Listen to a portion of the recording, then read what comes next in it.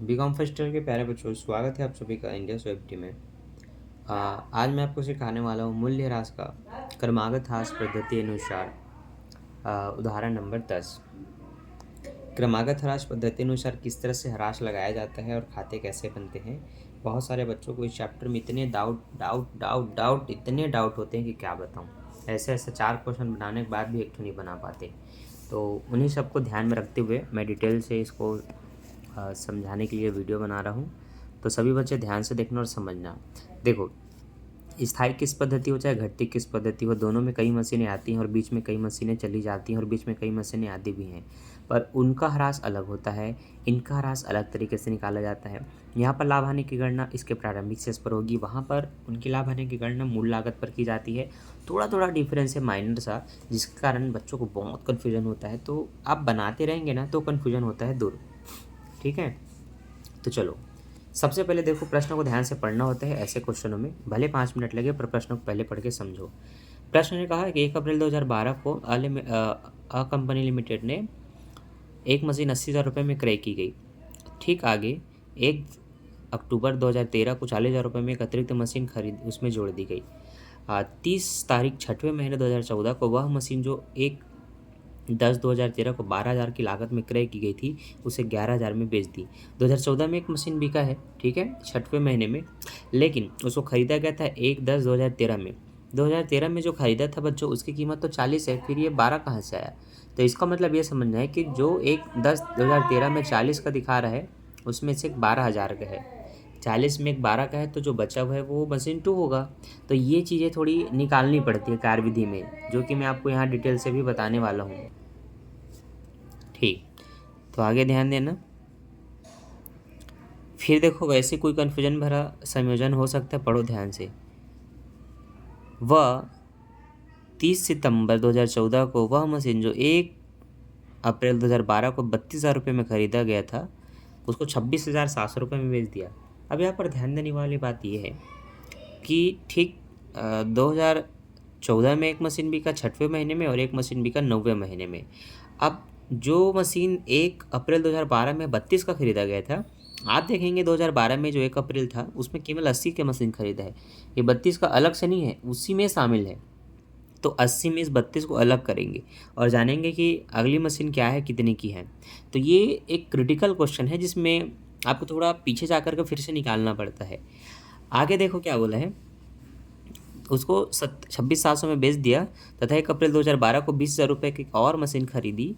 10% की दर से ह्रास काटती घटती किस पद्धति अनुसार, तो 3 वर्ष का यंत्र खाता तैयार कीजिए।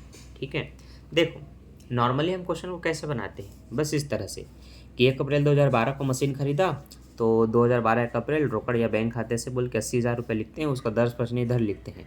तो 80,000 का 10% 8,000 होगा। 80 में इस 8 को घटाएंगे, 72,000 आएगा, इसको शेष ले गए। तो to bank account by depreciation by balance CD करके आप लिखते हैं, तो इन दोनों को घटा करके शेष ले गए होता है। तो उन दोनों जोड़ेंगे तो 80, ये भी 80, 80 से क्लोज करते हैं, आते हैं अगले साल 2013 में, 12 के बाद 13 में। ठीक, 13 में क्या हुआ है, 13 में बस एक मशीन आ रही है, अभी बेचा वेचा कुछ नहीं है। तो देखो, पहले का मशीन जो 80 का था अभी 72 का हो चुका है। दूसरा मशीन 1 अक्टूबर को आया, तो उसमें अक्टूबर का तारीख लिख लेना है इस तरह से 1 अक्टूबर, और बता देना है कि 40,000 से और मशीन जोड़ा। तो ये कितना हो गया जोड़ने के बाद। अब अभी देखो, इनका अलग अलग ह्रास निकलेगा। इसका तो 10% आप 1 जीरो हटा के बोलेंगे 7200, ठीक। लेकिन अगला जो है 40,000 का, उसका आपको गिनना पड़ता है। अक्टूबर में ख़रीदा तो मार्च में उसका ह्रास लगेगा, तो अक्टूबर, नवंबर, दिसंबर, जनवरी, फरवरी, मार्च, 6 महीने का ह्रास लगेगा। तो आपको इसको जिस तरह से लिखना है, 40,000 उसकी कीमत, ठीक, गुणित 6 महीने का ह्रास मतलब 6/12, और ह्रास की दर 10% है तो 10/100। तो एक दर लिखना रहता है, एक महीने को काउंट करना होता है, और आपकी मुख्य राशि रहती है। ये फिर 1 जीरो से 1 जीरो कटते हैं, 1 जीरो से 1 जीरो कटते हैं, 6 कम 6, 6 दूनी 12, तो 4,000 का अगर 2 से डिवाइड करोगे तो 2,000 आता है। इसलिए यहाँ पर आपको 2,000 रुपये ह्रास रूप में दिखाई देगी, ठीक। और इसका 7200 और इसका 2,000, टोटल 9,200 होगा, जो इसको लिखा है। इन दोनों का टोटल 1,12,000 होगा। 1,12,000 में 9,200 को घटाएंगे तो 1,02,800 आएगा। इन दोनों को जोड़ के वो 1,12,000 होगा, यहाँ भी 1,12,000 होगा। अब आते हैं तीसरे साल 2014 में।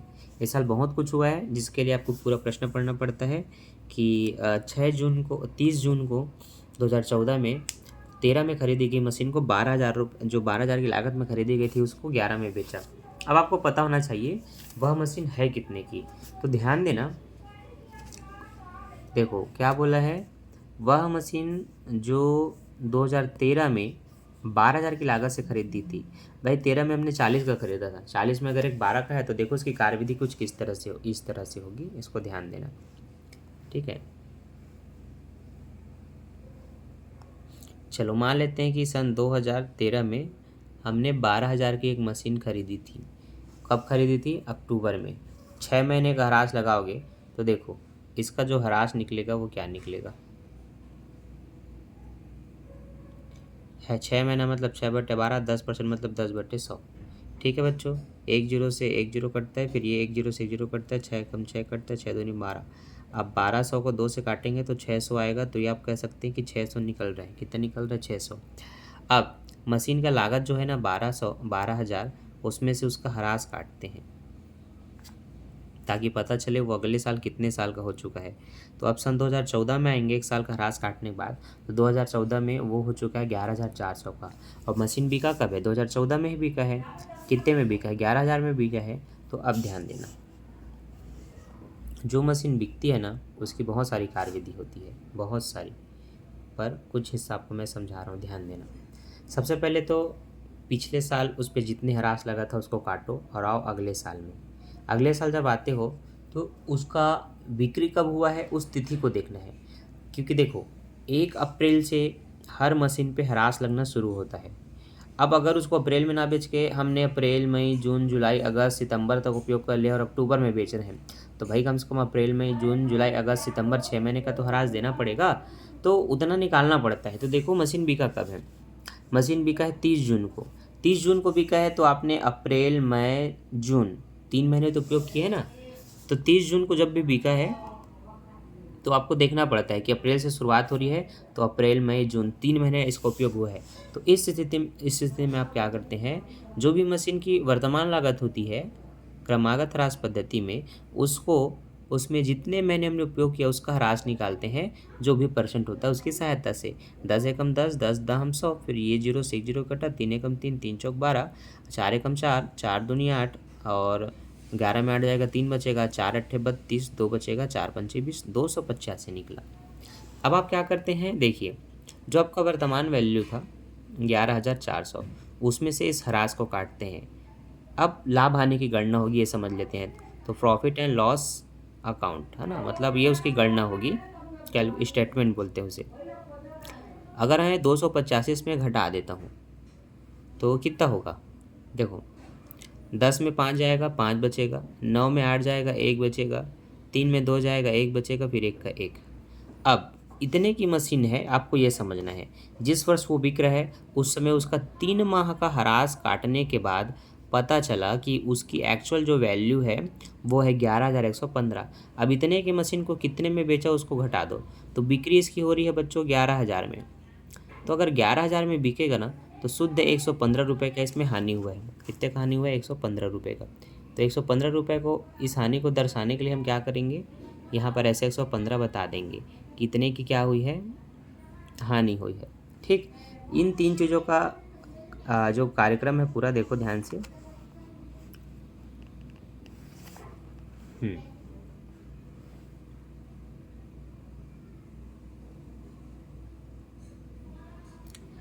ठीक है, सभी बच्चे इसका स्क्रीनशॉट ले लें कि कैसे निकला, आपको पता होना चाहिए। और जब आपको सब कुछ पता चल गया तो फिर बहुत अच्छी बात है, आप अपने क्वेश्चन को घर में खुद से बना सकते हैं। अब देखो तीसरे साल में आपको दिखाता हूँ। तीसरे साल जो भी मशीन बिक रही है उसका विक्रय मूल्य, उसका ह्रास लिखते हैं। तो 11,000 में बिका तो बैंक या रोकड़ खाते को करके 11,000 लिखना पड़ता है। तो देखो 11 लिखा हुआ है। डिप्रिसिएशन करके उसका 285 का ह्रास लिखा है। ये तीसरा फिर से बैंक खाते को कहाँ आया, तो एक और मशीन बिकी थी उसी साल 2014 में, 30 सितंबर को बिका था, 32,000 में ख़रीदा गया था उसको। उसकी भी कार्यविधि इसी तरह से करेंगे, ठीक है। ये 2012 की मशीन थी 32,000 की, तो 12, 13, 14 में बिका, तो कम से कम 2 साल का तो ह्रास काटना पड़ेगा। तो देखो इसकी कार्यविधि हम यहीं साइड में करते हैं, ताकि जो भी पता हो डिटेल से और अच्छे से पता हो, है ना। देखो देखो मशीन की कॉस्ट थी 32,000 रुपये, कब थी? 2012 में, ठीक है। आगे ध्यान देना, इस पर पूरा 10% ह्रास लगेगा, 10%, ठीक है।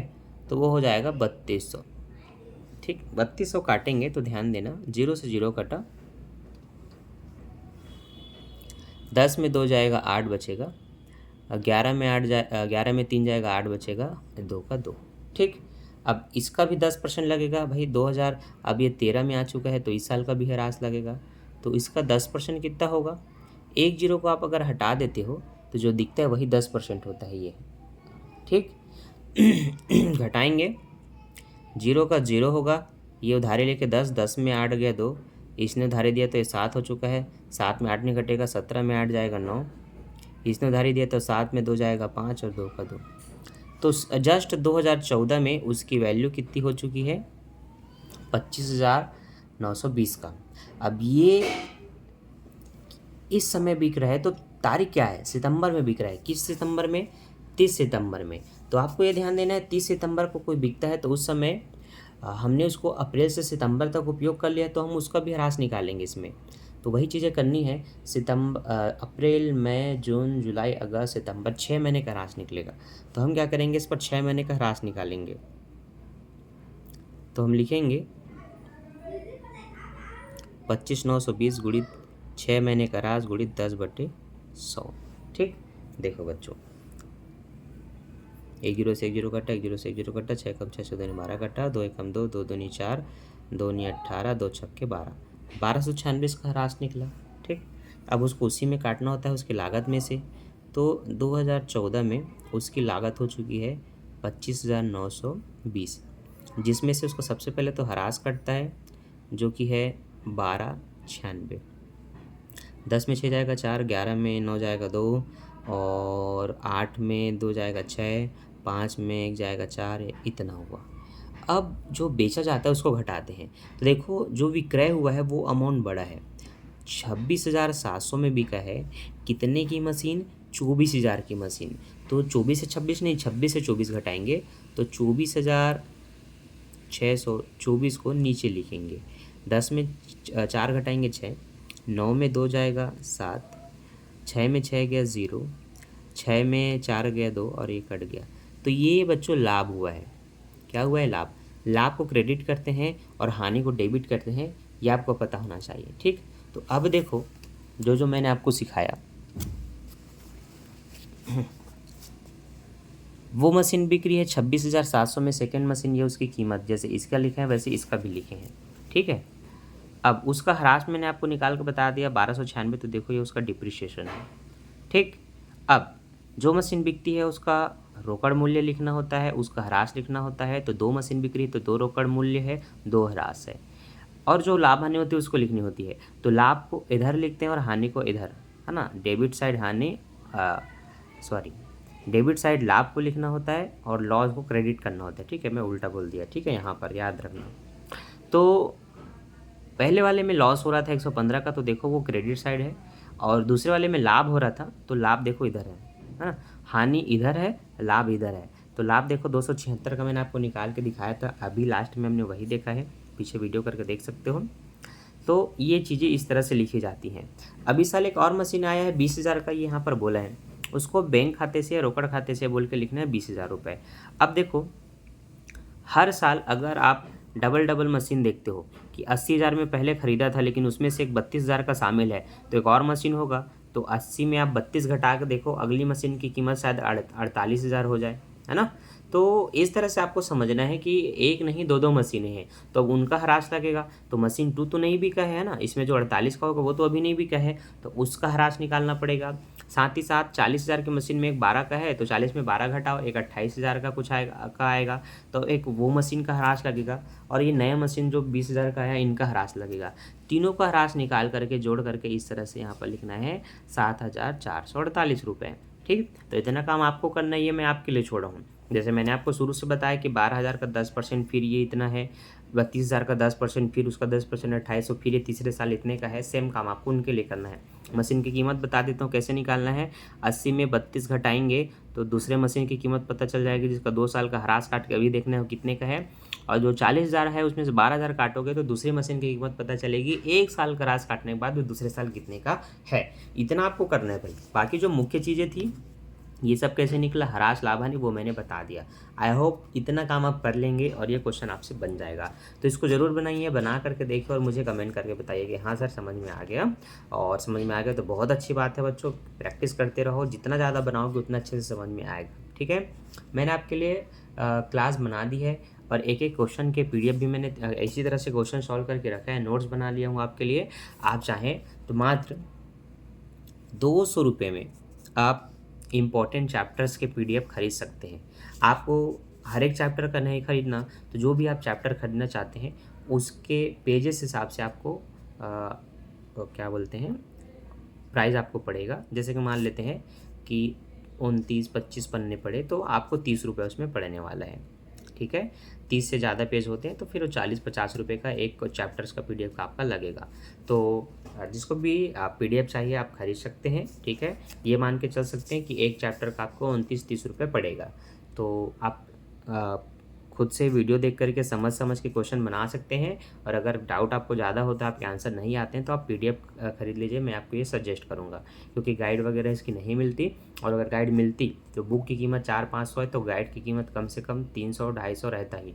लेकिन मैं आपको मात्र 199 रुपये में दे रहा हूँ। अगर आप दोनों लेते हैं, मैथमेटिक्स और अकाउंट का, तो चलो आपके लिए 50 रुपये का डिस्काउंट हो जाएगा। ठीक है, तो बाकी अब आप बताओ आपको लेना है कि नहीं। मिलता हूँ नेक्स्ट वीडियो में, अभी के लिए bye, thanks for watching. Video को एक लाइक कर देना, चैनल को सब्सक्राइब कर लेना। Bye bye.